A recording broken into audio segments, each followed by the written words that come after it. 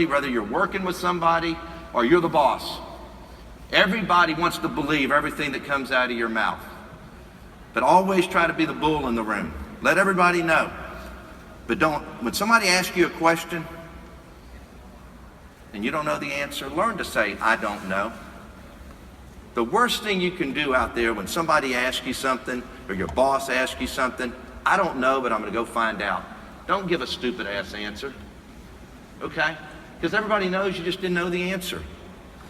Strive for perfection, the 95-5 rule. You know what I teach all my people as operators? 95% of everything is right. Look for the 5% that's wrong. Step back, walk out of your restaurant, go stand in the parking lot. Now you look at it and everything looks great, doesn't it? But what about those weeds over here? What about that bottle that's sitting over here in the parking lot? What about the lines that need to be restriped? What about the cigarette butts by the front door? What about that one light bulb that's out? Always look for the 95-5, because 95% is always right. Look for the 5% that's wrong.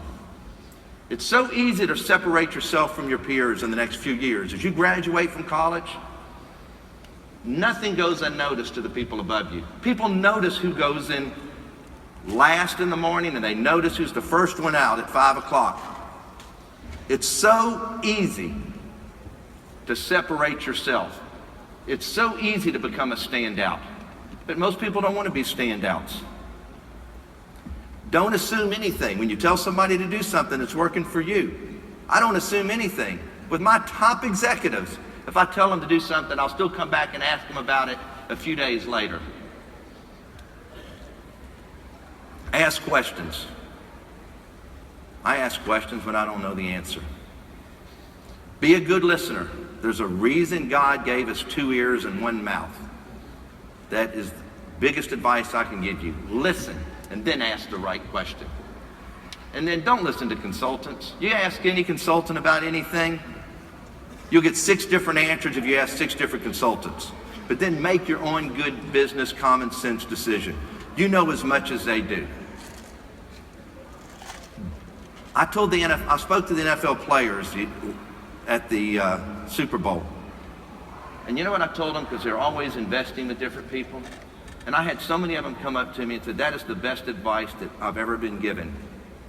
Don't ever invest money with somebody who has less money than you. Just think about that one for a second. So all these promoters come to these NFL players and say, hey, why don't you invest in this deal or invest in this deal or invest in this deal? And none of them have the money that the NFL player does. Always invest money with somebody that's more successful than you, or you will lose your money. I can promise you that. Once again, be willing to change. You have positive people out there, you have negative people out there. When you put the two together, the positive person's either going to take the negative person and make them positive, or if you're the positive person and you're with the negative person, they're either going to make you negative or you're going to make them positive. Hang around with the right people, okay? Hang around with people like you. And if you're a negative person, you better go find you some positive people. There's no reason to do business with the wrong people today. There's no reason to be in a relationship with the wrong person today.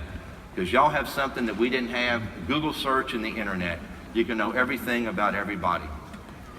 So, I firmly believe in dreams. I had a dream. I'm living proof that it can happen. I have as much respect for the guy that can play the musical instrument, the artist, the Hispanic guy that can take the engine apart and put it back together. I can't even change the oil on a car. I just happen to be blessed with a financial mind and an operations mind. It's not always measured by money, but whatever you decide to do, just be successful at it. Find what you're good at, and don't ever settle for less. I remember my dad said, gosh, you got 5 restaurants and you're making $2 million a year and you're in your 20s. Why don't you slow down? Why don't you stop? Just think if I would have stopped. Just think if I would have stopped. So hotty toddy, thank y'all. I appreciate you letting me come talk to y'all today.